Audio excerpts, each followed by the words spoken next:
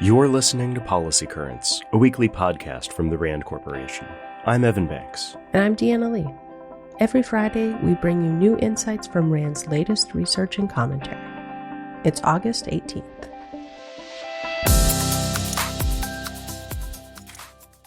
The wildfires on the Hawaiian island of Maui have killed at least 110 people.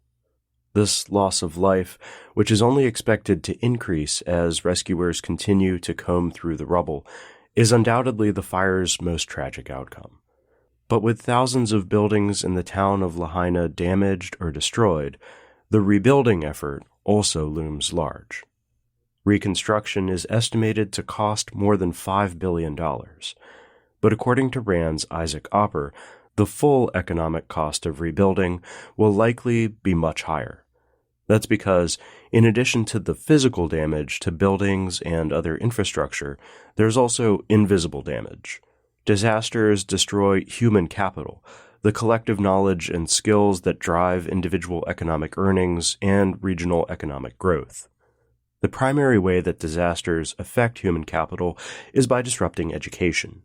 Recent research led by Opper shows that school closures and stress and trauma among students lead to prolonged negative impacts.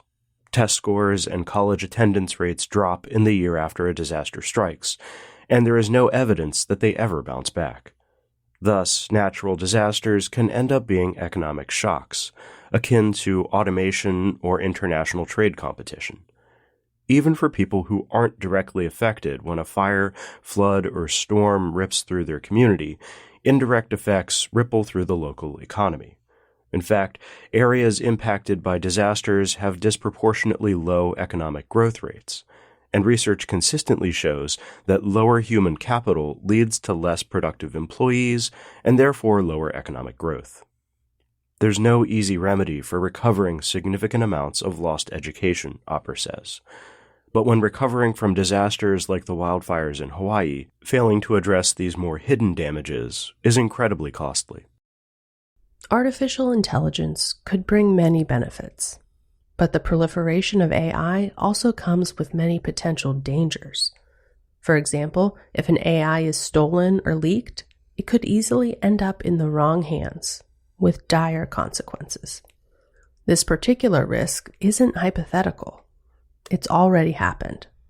Earlier this year, an AI model developed by Meta, which was not intended to be publicly accessible, was leaked online. Fortunately, Meta's model is relatively harmless. But as RAND president and CEO Jason Matheny wrote in the Washington Post this week, the next AI model that is compromised may not be so benign. That's why it's time to establish a system of oversight that focuses on the three parts of the AI supply chain: hardware, training, and deployment. Advanced AI models require expensive, sophisticated hardware. Thousands of specialized microchips that cost tens or even hundreds of millions of dollars. There are only a few companies that make these chips, and the pool of buyers is small. A federal regulator could track and license large concentrations of AI chips, and cloud providers, which own the largest clusters of AI chips, could be subject to know your customer requirements so that they identify clients that may be building an advanced AI system. Federal regulators could also step in as AI models are being trained. A developer can and should be required to assess a model's risky capabilities during training, Matheny says. If problems are detected early, then they can be more easily fixed, so a safer, less expensive final product can be built in less time. Finally, regulators can make the deployment of AI models safer. Powerful AI models should be subject to rigorous review by a regulator or third-party evaluator before they are released to the world. For example, expert red teams can pretend to be malicious adversaries and try to make the AI perform unintended behaviors, including the design of weapons.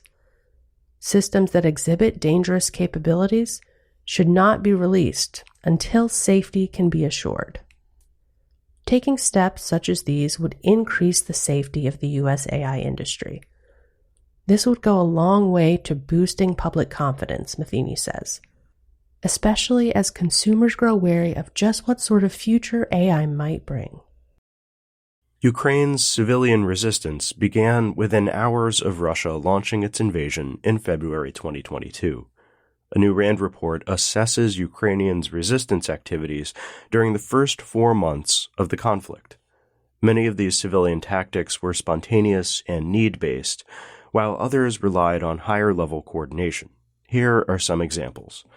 Civilians attempted to impose costs on Russian forces through physical means, including by blocking Russian forces on the streets, protesting Russian troop presence, attacking Russian military vehicles, and refusing to cooperate with Russian forces in occupied areas.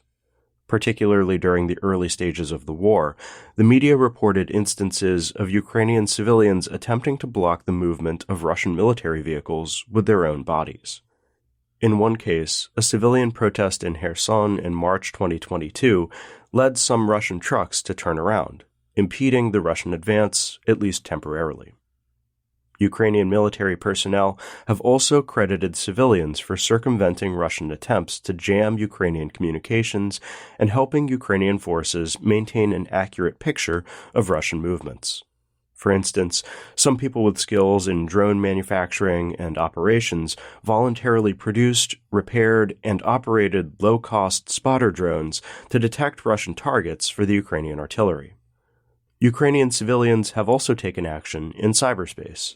Ukraine's IT army is a loosely bound group of amateurs and professionals who volunteer their technical skills. Sometimes working with Ukraine's Ministry of Defense, the group has carried out cyber operations against Russian infrastructure, hacked Russia's government websites and social media sites, and conducted cyber espionage. In some cases, it's difficult to measure the effectiveness of these tactics, but resistance efforts, which continue today, are important. They support Ukraine's goals of regaining territory and maintaining political sovereignty. Additionally, these findings provide a glimpse into what future civilian contributions to wars might look like. New York City's housing crisis has reached unprecedented levels, as the city faces a near-perfect storm of housing unaffordability. Record high rents, increasing levels of distress in older, rent-stabilized housing, the expiration of a tax relief program critical to multifamily housing production, the rapid growth of homelessness crowding out other housing priorities, and a collapsing office real estate sector that could place a higher burden on the housing sector. Existing state and local policies, many of which focus on price controls, do not address the root cause of these issues. Housing production has not kept pace with the growing demand to live in New York City. A new RAND study examines 6 proposals that aim to address this core issue and boost residential housing construction. If fully enacted, these policies could lead to the production of roughly 300,000 additional new housing units over a decade. This would represent more than a 160% increase over recent annual housing production levels in New York City. The authors say the surge in housing supply would likely increase competition among landlords for tenants, improving affordability in the short term. And over the longer term, that would lead to an increase in naturally occurring affordable housing. Lead author Jason Ward emphasizes that increased housing production alone will not be enough to solve this problem.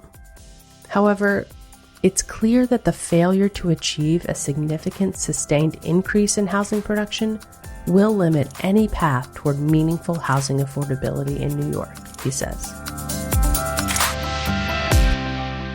That's it for today's episode.